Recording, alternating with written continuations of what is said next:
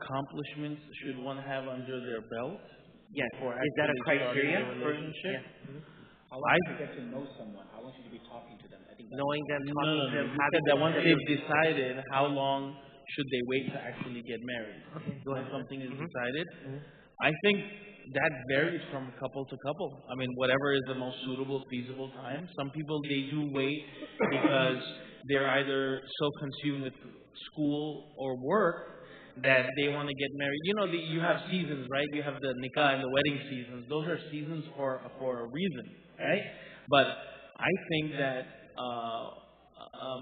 this notion that, we found someone, get married right away, sometimes that could be detrimental.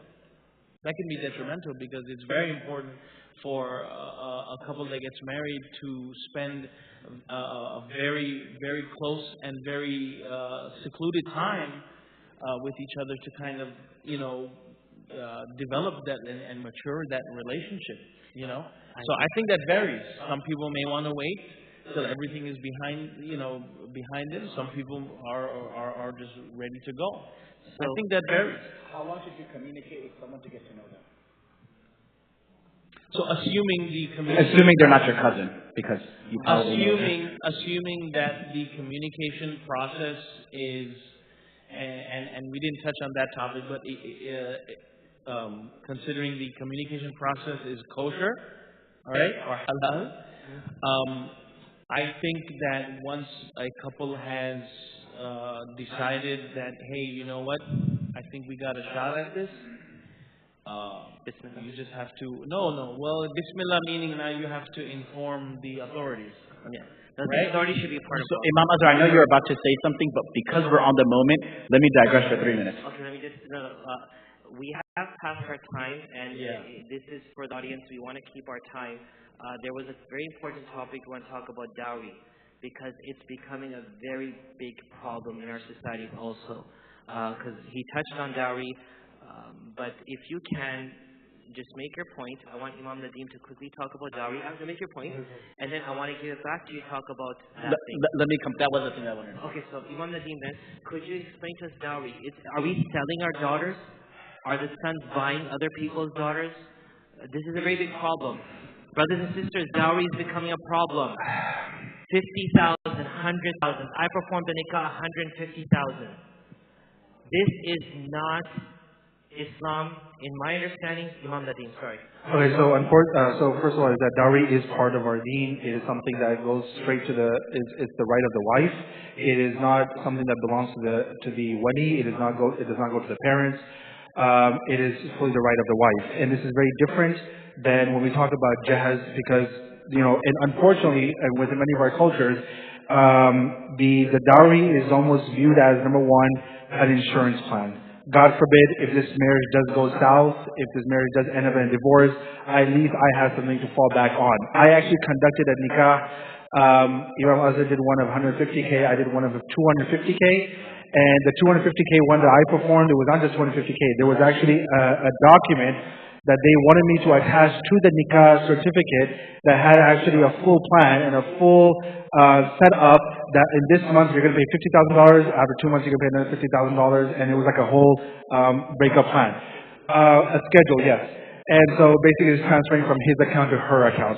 So first of all is that it should be kept as simple as it can. Yes, what we see in our society, that is what is highly recommended by the ulama and by the fuqaha, that it should be something that is not so difficult. But at the same time, I do want to quickly touch, because I cannot touch about everything about dowry. But one of the biggest problems that we have, in many societies, is that the reason why many girls have it difficult getting married is because the boy's family is expecting a lot more in return than the girl is giving. So the mahar, so let me say this, or the other way around, sorry. The man has to give a mahar to his wife. And by the way, if it is something that we find from the sunnah of the Prophet ﷺ, that if the entire mahar cannot be paid, something should be paid at least upfront. Something should be paid upfront. In the case of Ali radiallahu ta'ala, when he said that I don't have anything, the Prophet ﷺ said, no, you have to give something at the time of marriage. If the wife says, I'm okay in getting the mahar later on, that's absolutely fine. But one thing that we have seen is why the husband is giving a mahar, but in return the husband is asking for so much in return. I want you to provide the bedroom furniture, the kitchen utensils, the whole jahaz and everything that he's demanding in return.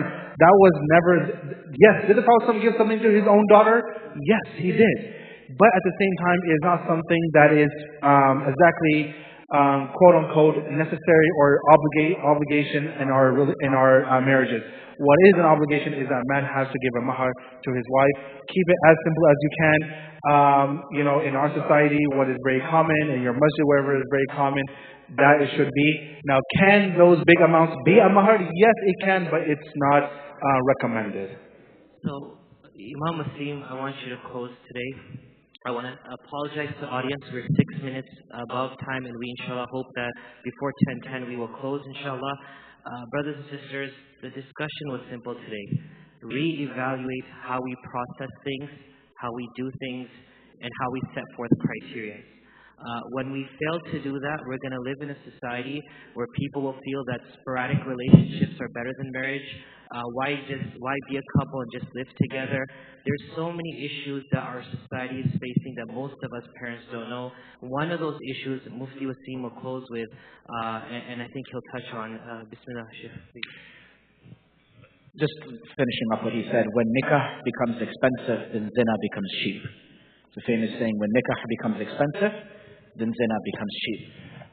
Finishing off, this is definitely the question that's on at least 80% of the crowd, and if you're under 25, it's probably 100%.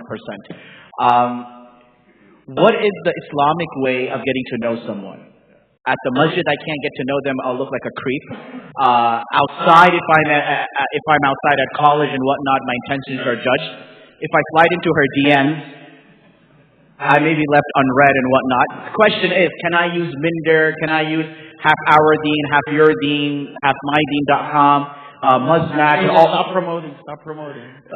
Yeah. I don't have profiles on these. Just putting that out there. You guys are the count on all of them. No, I don't. I think you need to explain that because many people don't even know what those things are. Seriously. These are Islamic, or not Islamic.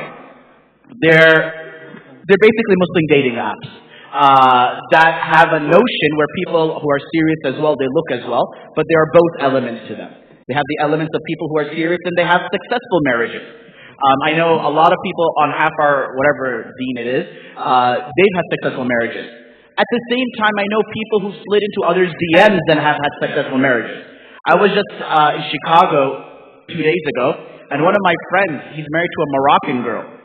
And I was like, dude, you don't speak any Arabic. How did this even happen? He was like, yo, I messaged her on Instagram.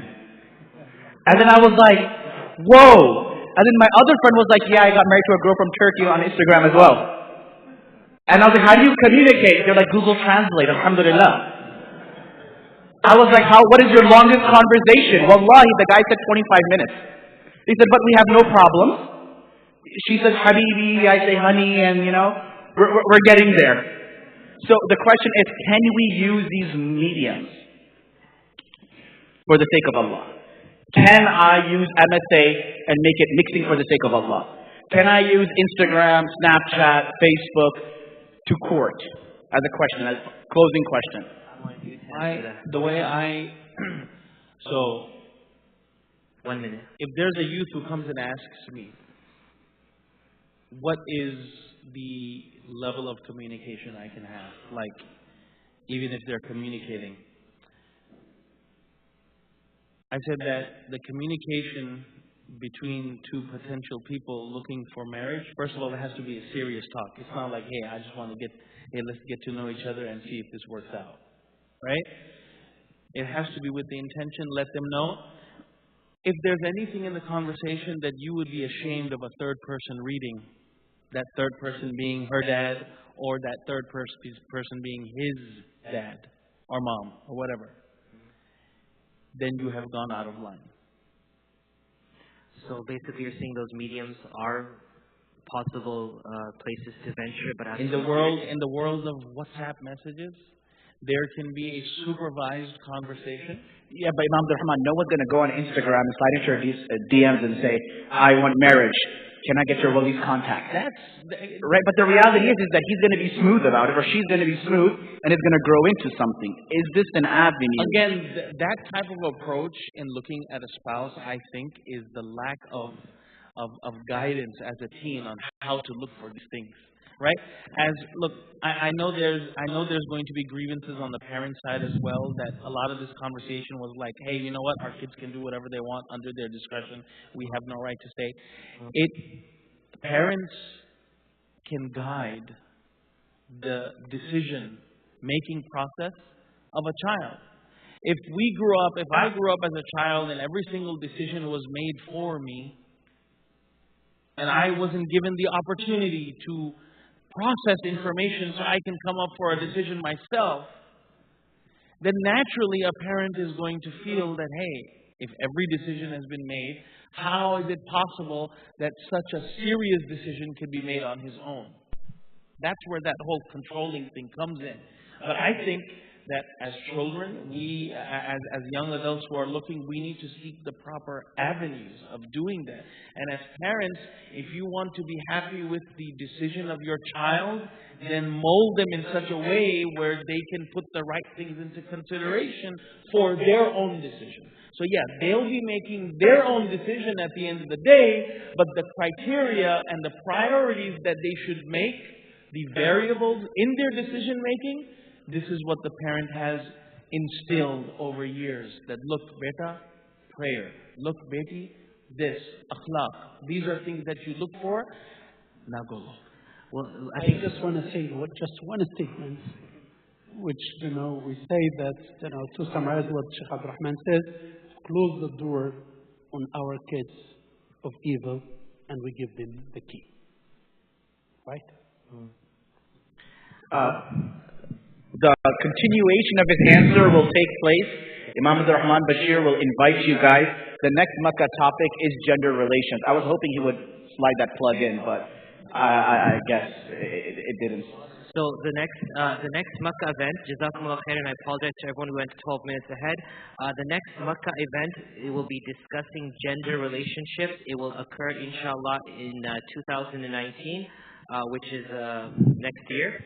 Inshallah, on the 25th of January, which is a Friday at the Allen Masjid, which is Imam Rahman Bashir's Masjid. Till then, brothers and sisters, remember one thing, marriage is half your deen. May Allah subhanahu wa ta'ala allow us to uphold the sanctity of marriage. Ameen. May Allah subhanahu wa ta'ala forgive us for our shortcomings and allow us to be good representatives of humanity. Ameen. May Allah subhanahu wa ta'ala make us good Muslims and allow us to be the sources of many great Muslims. Ameen ya Rabbil Alameen. Subhanallahi wa bihamdihi. Subhanakallahumma bihamdik. Nashhadu an la ilaha illa ant. Nastaghfiruka wa natubu ilayk. Birahmatika ya arhamar rahimin. Jazakumullah khairan. Assalamu alaikum wa rahmatullahi wa barakatuh.